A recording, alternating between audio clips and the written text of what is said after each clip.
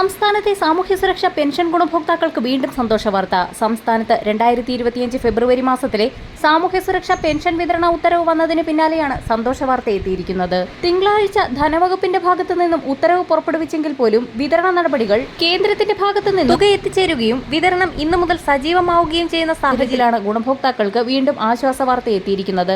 സംസ്ഥാനത്ത് നിലവിൽ 3 മാസത്തിലെ സാമൂഹ്യ സുരക്ഷാ പെൻഷൻ കൂടി കുടിശ്ശികയായിട്ടുണ്ട്. തനത് മാസത്തിലെ പെൻഷൻ തുക വിതരണത്തോടൊപ്പം കുടിശ്ശിക വിതരണവും സംസ്ഥാന സർക്കാരിന്റെ ഭാഗത്തു നിന്നും ആരംഭിക്കുന്നു എന്നുള്ള ധനമന്ത്രിയുടെ അറിയിപ്പാണ് ഈ മണിക്കൂറുകളിൽ പുറത്തു വന്നിരിക്കുന്നത്. കൃത്യമായ സമയത്തിനുള്ളിൽ രേഖകൾ സമർപ്പിച്ചവർക്കും സോഷ്യൽ ഓഡിറ്റിംഗിൽ നിന്നും പുറത്താക്കപ്പെടാതെ ലിസ്റ്റിൽ നിലനിൽക്കുന്ന ഗുണഭോക്താക്കൾക്കുമാണ് ഇനിയുള്ള പെൻഷൻ തുകയ്ക്കും കുടിശ്ശികയ്ക്കും അർഹതയുള്ളത്. കുടിശ്ശികയായിരിക്കുന്ന 3 ഗഡു പെൻഷൻ തുക വിവിധ ഘട്ടങ്ങളിലായി വിതരണം ചെയ്യുമെന്ന് ധനമന്ത്രി KN ബാലഗോപാൽ വാർത്താ സമ്മേളനത്തിൽ വ്യക്തമാക്കി. ഫെബ്രുവരി പെൻഷൻ വിതരണം സംസ്ഥാനത്ത് ഈ ആഴ്ച സജീവമാകും.